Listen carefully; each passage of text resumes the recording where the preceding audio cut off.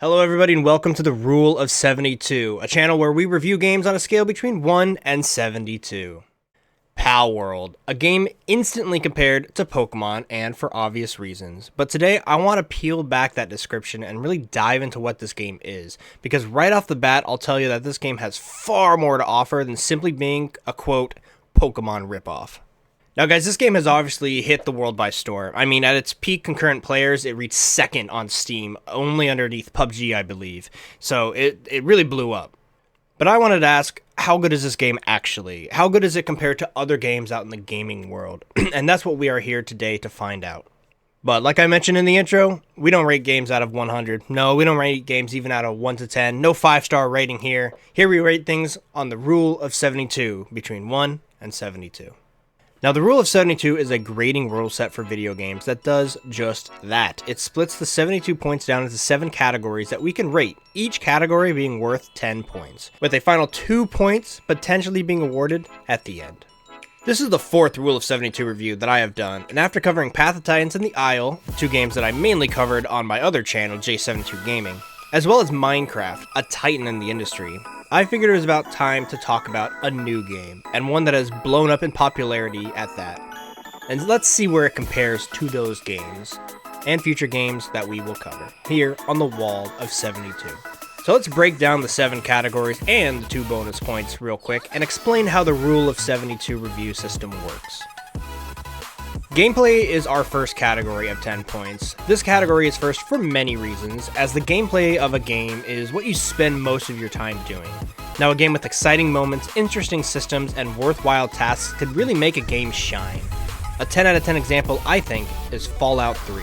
The next category of 10 points is the game's story, setting, and or its lore. Now, not every game is going to have a rich lore or even have a story, but this category is kind of about the game's vibe, if you will. An immersive world, extremely detailed locations, interesting storytelling, and a rich and deep lore background can all contribute to a high score here. A 10 out of 10 example, I think, is World of Warcraft. Third category is all about the game's performance, and this is both covering how well the game runs on its hardware, but also how well the game controls in the player's hands. Some games may run impeccably with no bugs or frame drops, but if it controls like a sloth with no hands, well, then its score is going to be up for debate. A 10 out of 10 example, I think, is Rocket League. Now, the 4th category is all about graphics, the visuals of a game, and its overall style. Sure, not every game needs to have cutting-edge graphics, but if a stylized game can wow us with its art, it can easily rank high here. A 10 out of 10 example, I think, is Cuphead. 5th group of 10 points we will have to rank is all about what you can hear. It's the game's audio. This can be simply about a game's soundtrack, but it also takes into account the voice acting and even simple UI sounds. A game's audio has the potential to make or break a good game, I think. A 10 out of 10 example is Civilization 6. The 6th category is where we will rank a game's multiplayer and community aspects. Now, this is both how well the game facilitates its multiplayer within the game, but this ranking will also discuss the culture and community of players around the game. Some games have a welcoming and easy-to-use multiplayer systems, while others can be clunky and toxic.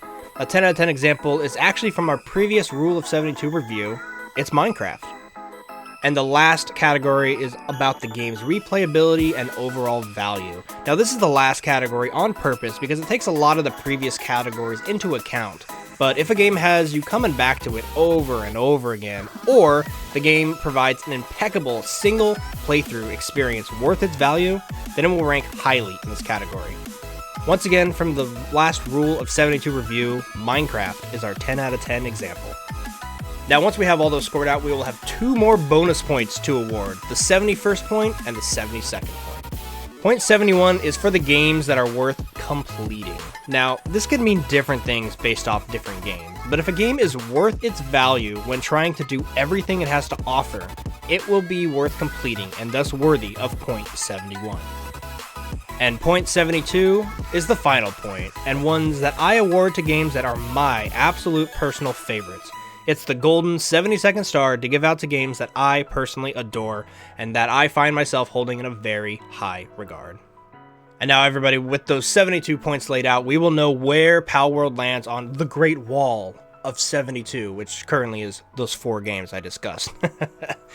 But everybody, let's get into the review that you guys clicked on. Palworld. Is it just a Pokemon ripoff? Or does it have its own little aspects to shine and boast about? But without further ado, everybody, make sure you sit back, make sure you kick back, and make sure you grab a snack today as we get into the review of Palworld. Enjoy. Snack today? Hot cider.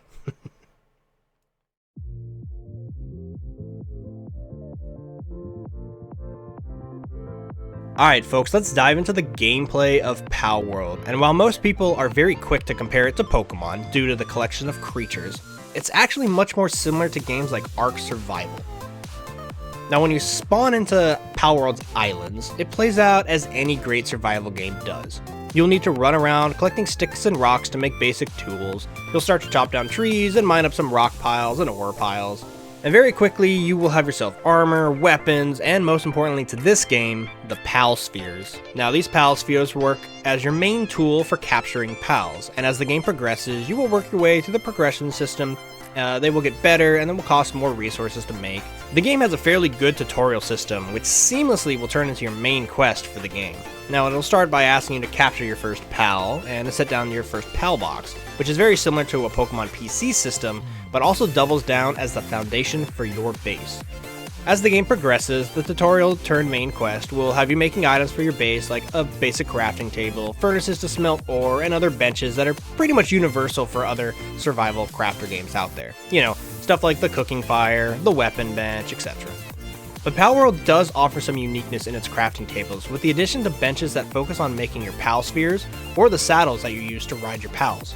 Or even a medicine table to help cure your pals of sickness, which does make the base building in this game feel a little bit more personalized to this game specifically. Now all of this combines aspects of games that I really enjoy. I mean, look no further than games like Ark Survival Evolved, Minecraft, Rust, Icarus. Those are survival crafter games that I hold in high regard, and this game has a lot of similarities to those, as well as having that creature collection aspect that we'll dive into just now. So yeah guys, what really brings this game's gameplay into a unique light on its own is how it combines that survival crafting genre with the creature collecting genre. Now Palworld could have been a very simple game and just tacked on the creature collecting and fighting as part of the game with absolutely no interaction to the main base, but they have instead decided to combine this and make your base building all about the pals. By being able to place your pals in your base, they're able to automatically work on farming resources for you. And now, in my opinion, any way that you're going to grant the player of a survival crafter game a way to automate resources is going to be a very big win in regards to the gameplay score. Games like Satisfactory and Minecraft do this best in my opinion, but it all aids in the enjoyability of the progress in these games. Now sure, gathering stones and wood at the start can still feel slightly tedious, but it's usually the first time you've loaded up the game and the first time you have to do so in the game, so it's not the end of the world. But by the mid-game and the late game, the player is going to be very irritated and probably bored of gathering the same resources that they did at the start. Automation, however, is a really fun and enjoyable way to help alleviate this pain, and Palworld has done a pretty good job at this. Very quickly in this game, you will be able to place down stone quarries for your mining pals to work on, or tree farms for your lumber pals to chop down, automatically. This is fantastic for the crafting and base building gameplay in Palworld, but because the game is also a creature collector, well, now you have creatures to go out and capture not only for your main team of combat pals, but also for your base. See, in Palworld, it's important to go out and catch that badass pal that is there to help you fight your boss fights and help you capture other pals. But it's also equally as important to catch the lumbering pal or the mining pal. So there's really two angles of catching here, which I think is a lot of fun. This blend of creature collecting and base building automation I think is really the shining trait that Palworld has going for it. Now sure, games like Ark or Atlas also have their dinosaurs and creatures being able to be used to help gather resources. But Palworld has made it so that they do so automatically, which is just, it's so satisfying. I could honestly go on and on about how this game's blend of automation and collecting really work well, but I don't want to spend too much longer on that here in the gameplay section, because there is one huge aspect of this game I have yet to talk about, and that is the action combat. As I said in the intro to this video, Palworld is a creature collecting, base building, action combat game, and while most of your time will be collecting creatures to use back at your base, well, this game also has guns, as I'm sure many of you have heard. Pokemon with guns is easily the most overused phrase to describe this game that reviewers have used, but in some regards, they are right. While your pals will fight for you in the open world, you can also craft melee and ranged weapons that you as the player can join in on the action with.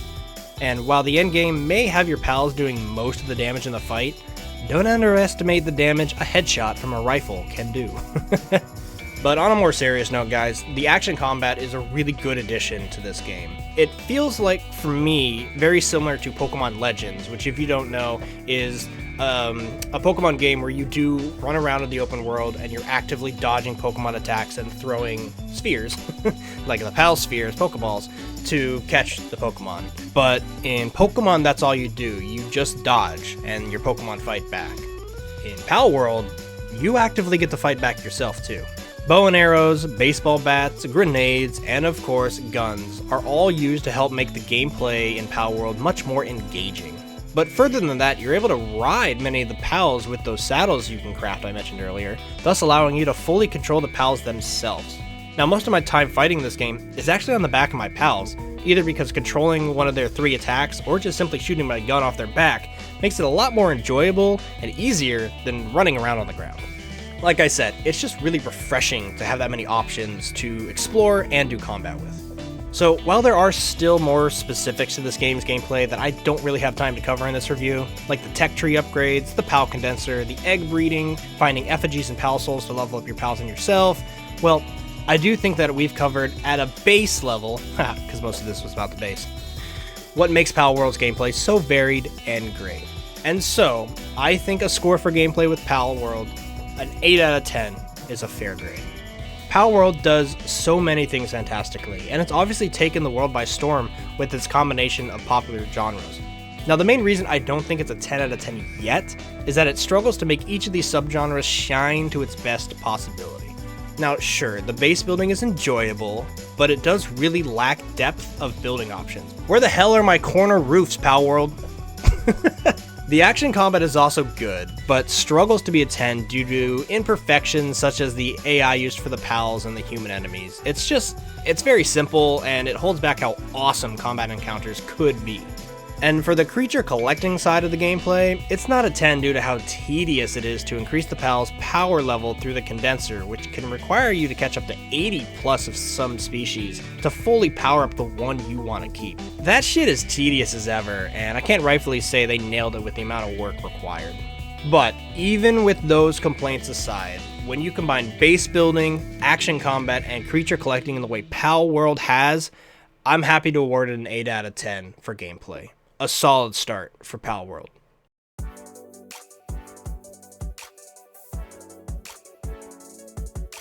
Let's dive into Palworld's story, setting, and lore grade, ladies and gentlemen. And unfortunately for Palworld, it's fairly basic in what it offers here. Let's start by looking at its story and lore before diving into the setting that they have crafted for us. The story is, well, I'm not too sure, to be honest. It doesn't really have one at all, and while that's not always required for a game to be good, or even get a good grade in this section, the only type of story content this game offers are the boss fights. And now, don't get me wrong, each boss fight does start with a cool intro cinematic to show off the boss and their chosen pal. And these cutscenes are pretty good and cool, while being short at least, but they are very few and far between. I mean, there are only 5 of these boss fights to even challenge. So, Palworld isn't going to be getting many points for its story, or rather its lack of one.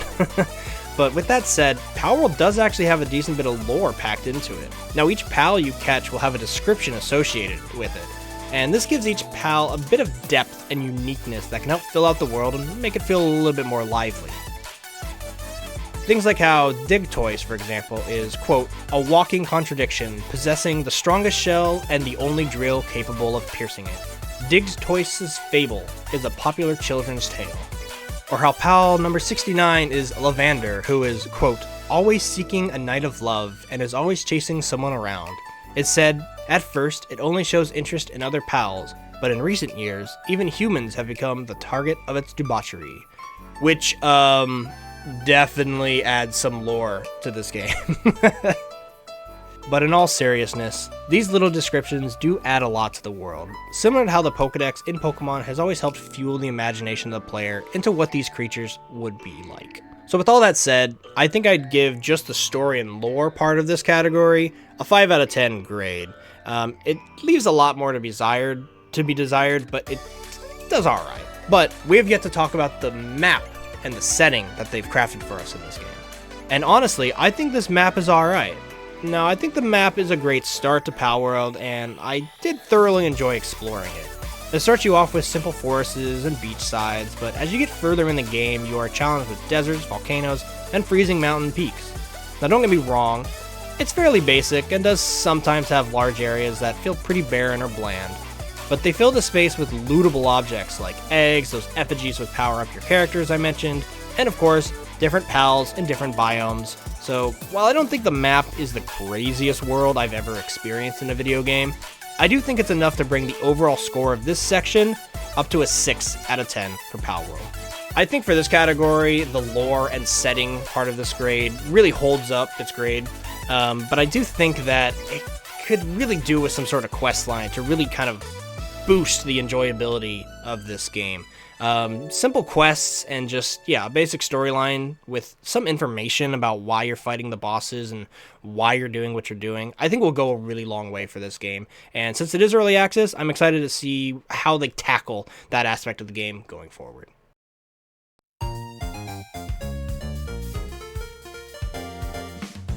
Okay, it's time for this game's performance grade. Both how well this game runs on a given hardware, but also how well this game plays out in the hands of the player. And I guess let's start off by stating the obvious. Yes, this is an early access game, and yes, bugs are going to be present in a game. But I have had plenty of time in my life to play a bajillion and a half early access games, and some are much more buggier than the rest. And sadly, I'm gonna have to put Palworld on the buggy half of those games.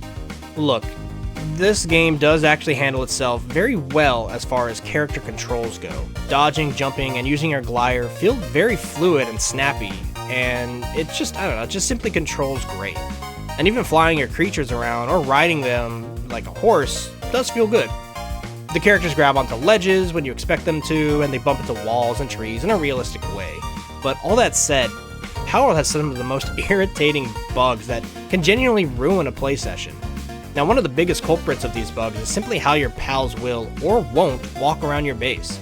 You see, while I praise the gameplay of capturing pals to work in your base, they're actually often glitching into walls, refusing to eat, or simply just standing in one place, confused about life. And sometimes, when they do their tasks, they completely ignore height and can interact with the work table or food bowl from below or above floors in a base. It's really frustrating, honestly, to have your pals do this. I mean, they're meant to be semi-AFK in the game, but for the first 2, 3, 4 weeks of this game when it came out, I would put my pals in the base and go AFK, and when I would come back, they'd just be depressed and, have all the debuffs in the game, just standing glitched in one corner, and it just didn't work. Now, I will say that since then, they did a big update, and it has fixed a lot of these issues, but not all of them, but it was a big, solid quality of life update, but that came after about a month of the game being out, so for the first month, it was a struggle. And this also kind of goes for the AI in the game, the enemies specifically. They just kind of go straight towards you, right? There's no like running around corners and hiding. They're very much just one-track mind. They see you and they go to you, and that can make the gameplay and the performance of combat just feel kind of bad, It needs some improvement. So with the character movement praise, but the reality of the constant bugs and glitchy AI, I have to give Palworld's performance grade a 4 out of 10. They really do have a lot more that they need to work on for me to be happy about this game's performance. Seriously, every time I sit down to play this game, I am forced to overlook these bugs and glitches. Yes, it's an early access game, and yes, they are likely to continue to improve the state of the game. But currently, the reality is, it's a 4 out of 10, and it underperforms a bit in this regard.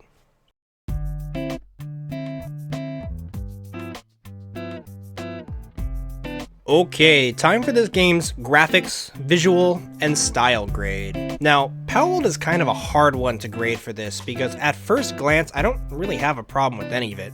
The pals have a set style that look pretty cartoony, and it fits them. And the world has a realistic ambience to it. And the UI is also kind of fairly futuristic and clean looking. And, well, actually now that I'm saying it, I think I've identified the problem. It's not that Palworld looks bad, because I really think it looks fairly clean overall. No, my problem with Palworld is that all these styles kind of clash with each other. Now, this is mainly just opinionated, which this whole video is, but I think if we are to grade Palworld's graphics and style, we really need to address this. Now, their pals are a good cartoony style with soft edges and smooth colorization. They look good, and they do, slightly follow the 3D modeling style that Pokemon have chosen to make their creatures, which I think is another big reason why many people have compared the two games. But when you compare the pals to the world around them, which is a world designed to be, realistic, with sharp edges to the models, a more diluted color scheme, well, then the game's style, and overall, it just kind of starts to take an odd turn. The world is also, how do I put this nicely? It's just a little simplistic. It seems like it was a world combined together with only a fair amount of effort put towards it. It's just average. Again, nothing truly bad about this world's graphics. It's just something I've seen time and time again. And now you add on this futuristic UI system that kind of feels out of a Zelda game, or just simply straight up copying the format of Ark with its tech tree UI, then yeah, this game's style really just doesn't seem consistent. It's all over the place. Constantly while playing this game, me and my friends kept comparing the game to these other games that I've mentioned, and not because it was similar, but because it was overly similar. We would see a pal and be reminded of a specific creature from another creature collector game, or we would open our UI and see Ark, or just leveling up would trigger an audio that was akin to a Zelda game. So there's not much more to really harp on about Palworld's graphics and style. I think they are fine, but just not very impressive, and definitely a bit too similar to other games out on the market at times. Sometimes taking the best aspects of other games can help really create something better and more unique, like how Palworld has done with its gameplay. But when you do that with a collection of visuals, it can turn your unique game into something that feels a bit of more of a mess than a cohesive style. So all that said, I'm going to give Palworld's graphics, visuals, and styles a 5 out of 10. Perhaps as the game evolves over time, it'll kind of come into its own cohesive style of its own. But currently right now, it does feel like I'm playing 5 different games. So I'm giving it a 5.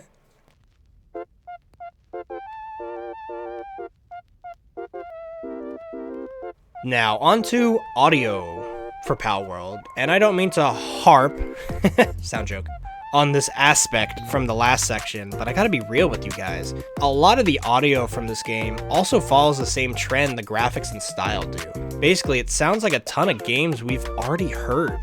The main culprit is the basic UI systems that sound a ton like Zelda games. I'm not crazy, right? I get very strong Breath of the Wild vibes when going through the menus and getting level ups in this game, and that's not necessarily a bad thing, as I think the sounds do match the UI fairly well. It's just that it doesn't feel like it's from Palworld. It's another thing in this game's style that's just slightly too similar to something we've already heard in the past. As far as the rest of the game goes, it's actually fairly good. The music plays at times that makes sense, like combat, and overall these songs do sound unique enough that my brain doesn't immediately jump to a different game like it does with all the other things we've already mentioned.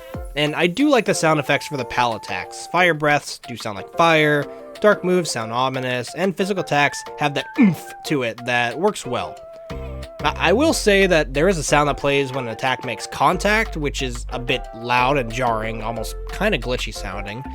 So that's a small complaint, but overall it's got a fairly robust sound system that works for the game that it is. So there's not a lot more to say about the audio. Just like the style grade, this audio is going to get a 5 out of 10 until it can really kind of come into its own, right? It does what it needs to. It just doesn't make me scream, yeah, that's Palworld. It just kind of gets the job done. I do hope that, like the style, over time as this game can continue to develop and get updates, that they can really find their own niche, their own Palworld style, so that we can feel like we're playing Palworld and not Pokemon, Legend of Zelda, Ark, etc.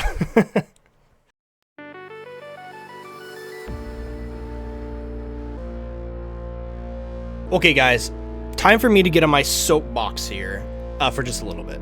Because for the multiplayer and community section, I got a whole lot to say about this.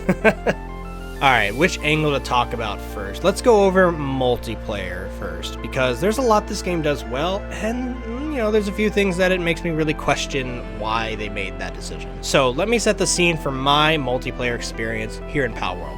When the game launched, me and 6 other friends all rented a server to play on, and it was sick, because this was always online, we could always come and go as we wanted, and we also all joined one single guild in the game, which let us share the first base we made, access each other's chests, etc. It was a fun first few days, as it had us all working together at the base while each of us had our own adventures into the world collecting our different pals. Honestly, the first few days were absolutely amazing and extremely enjoyable, with only the bugs I mentioned in the performance category slowing us down on occasion. Now, fast forward to about the mid-game, level 25-ish range, and it became apparent to us that the guild could only have 3 PAL bases. Now, this became a problem only because I and another buddy really wanted to build our own home bases. We're builders in this survival world.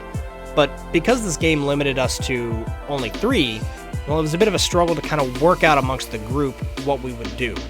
Ultimately, we kind of split up into 2 different teams, now still working together, but ultimately basing separately. This worked well enough, but it became more of an issue once we got to the point where we realized we really needed a base solely dedicated to ore mining, because that was a huge resource grind in the early game. Continue to fast forward to the end game, and only 3 of the original 6 players were still even playing. The others left because they felt the game was too grindy, or just simply left for other games that interested them more. And even for the 3 people who stayed for the end game, it became very apparent to us now that we needed a quartz mining base, because 2 bases were our home bases, and the 3rd was our ore base. So, ultimately, we had to destroy one of our home bases, which honestly just felt really bad. But we had to do so for the sake of saving time. Now, this experience doesn't fully describe every group of players playing this game, but having a 3 base limit does feel odd. It was a rough spot for our specific group of friends, and this base limit can be fixed with mods, but that gets fairly complicated sometimes when you're renting a server from a host website. Now, odd pain points aside for us, multiplayer did work very well in this game, and I want to let you guys know I'm explaining a PvE experience, player versus environment experience. There was no PvP on the server, and in a server that does have PvP, 3-base system, I think does have more merits, have more reason to exist, to limit, just building a base everywhere on a PvP server. But for us, it was a bit of an issue. Let's shift our focus, however, to how this game's community should be graded. And this is a really interesting topic, because I think I can split the type of players who play Palworld kinda into 2 distinct groups of players. Now, the first type of players are just fans of survival crafters, creature collectors, and base builders. These players probably have played Ark and enjoy the Pokemon series, and they've probably tried other collection games such as Temtem, Nexomon, Slime Rancher, Cassette Beasts, Bug Snaps, just to name a few. Personally, I would put myself in this category, as I love the Pokemon franchise.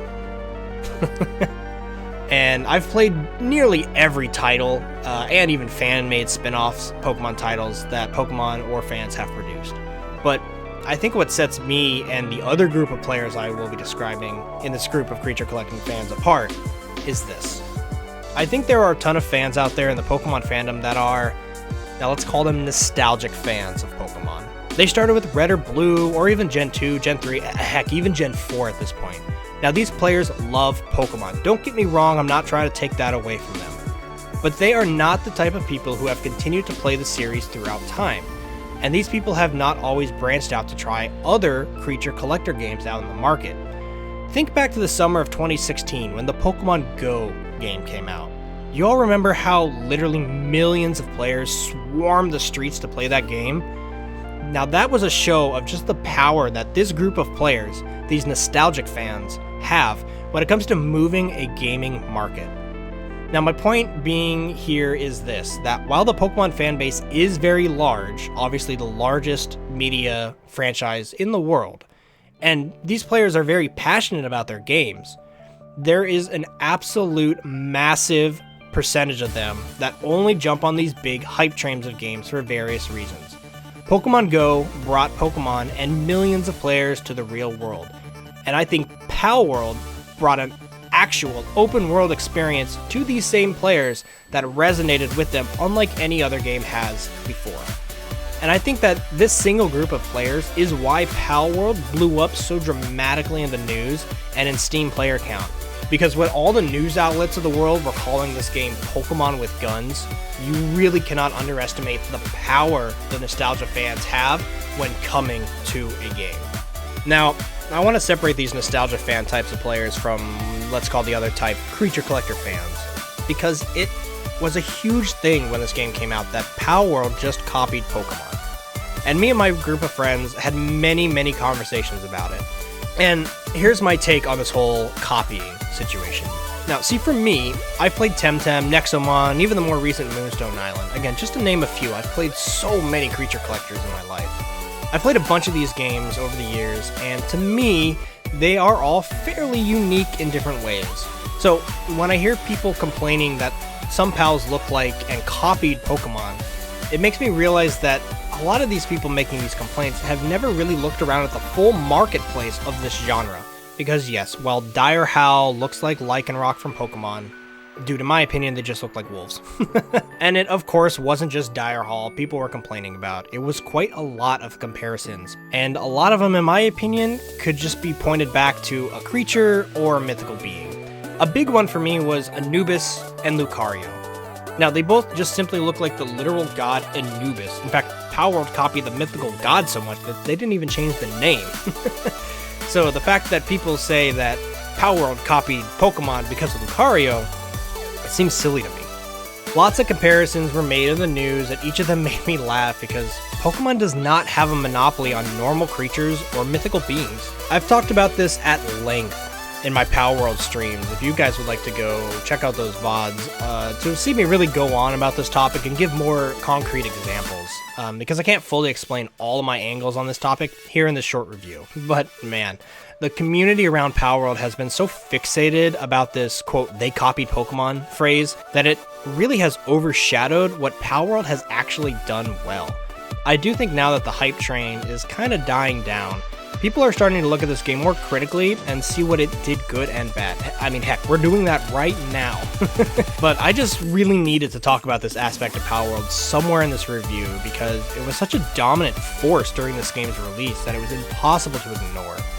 Now, I just think the nostalgia fans are a loud majority of players that can often skew a conversation towards Pokemon in a way that overshadows other creature collector games. Not everything is about Pokemon, you know? Anyway, let's get back to the scoring grade for this category. And I think I'm going to give Palworld a 7. What did it? 5, 6, 7 out of 10 for this category. The game allows clans to join up, which is good, but they limit bases, which is bad. The community is quick to love a game similar to Pokemon and Arc, which is good, but they fail to see this game's uniqueness on its own, which is bad. 7 out of 10.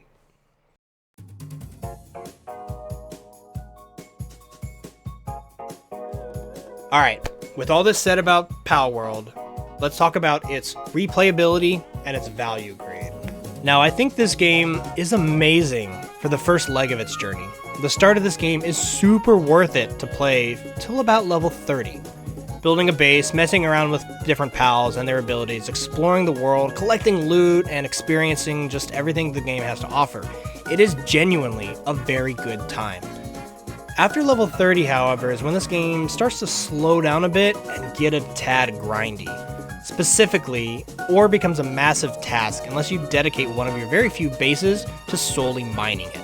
And in the endgame, there is a problem with high quality pal oils that you could only get from killing specific creatures or buying it off of a rare NPC. These oddly specific items that you need at the end of the game does hinder the game a little bit in my opinion, as up until now in the game, you were able to find a pal that would let you automate the resources at your home. Forcing endgame players to go out and hunt a specific creature in mass to get a resource honestly is very frustrating, and things like this in games can cause massive burnout on a massive scale. Personally, I am currently level 45 out of 50 on my server, and from those original 6 players, we dropped down to those 3 for a while, from around the level 30 to 40 range, and then ultimately down to just myself for the last 40 to 50 levels. So burnout hit my group of friends in a way that I think does reflect this game's overall player base fairly well. See, most people are happy till around 25, some stick it out to the 30s, but the endgame pressure of grinding out hours of pal drops lowers it down so that not many people do actually reach the final level. So for this game's overall value, I'd probably give it like a 7, but its replayability I'd probably give a 5, because replaying this game would have you catching the same types of pals and going to the same types of places. There's not too much different in this game to warrant a second playthrough. So for this category of value and replayability, I'm going to smash those together, and I'm going to give Palworld a 6 out of 10 for replayability and value. Which honestly, I think for a early access game is pretty good. Okay folks, let's check in on the score of Palworld before we look into the 2 bonus points available for the Rule of 72 scoring. With an 8 for gameplay, 6 for story, lore, and setting, 4 for performance, 5 for graphics and style, 5 for audio, 7 for multiplayer and community, and 6 for overall value and replayability, we land at 41 points. But wait, it's time for the bonus stars. Point 71, I said, would be awarded to games worth fully completing. And, well, I kind of spoiled my opinion on this matter in the value section. But no, I don't think right now Palworld is really fully worth 100%ing all the content packed inside the game. Now sure, there are a ton of fun moments, but completing this game would have you capturing all the pals, completing all the boss fights, and tediously collecting all those hidden effigies, and even enough pals to fully upgrade your chosen fighters with the pal condenser. I think Palworld comes close, as capturing most of the pals, and fighting most of the bosses, and leveling up most of your pals is very enjoyable. But I can't in my right mind see your time being worthwhile to fully complete this game, not in its early access state currently. And now everybody, it's time for the 72nd point, the final point upon which I award only to my favorite games of all time. And you know what, guys? Despite the bugs this game has thrown at us players, and despite the fandom being in an uproar about whether or not it copied Pokemon, despite the limited base building and the tedious grindy nature of some of the items required, there's just something about this game that I absolutely love. I think really what it is the idea of what this game can become. It's got an epic start, I'm not gonna lie, and I'm fully on board and excited to see where it goes in the future. So yes, this game does get the 72nd bonus star, bonus point, whatever you want to call it. I think for me, it's the combination of a creature collector, base builder, and thrown in that action combat that has never really been done before in this regard. And so the idea of what this game can become in the future, and already really what it is currently, I do think that even though it's a new game, I'm happy to say Palworld is a favorite game of mine. So yes, everybody, it does get the favorite 72nd star. And with that leaves us with the final score of 42. And here it is, slapped up on the Great Wall of 72, with all the scores from our 3 previous reviews. Now, sadly for Palworld, I think its low performance grade and its middling style and audio did hold it back in some regards from becoming a high-ranking game on this wall. I do hope that going forward, Palworld will make an effort to really stand out amongst the crowd, and not simply because it has successfully mashed together the survival crafter, action combat, and creature collector genres. No, I want it to stand out amongst the crowd for having its own style, for simply being Palworld. Alright folks, that's going to be it for this video, for this review. I hope you guys really enjoyed it.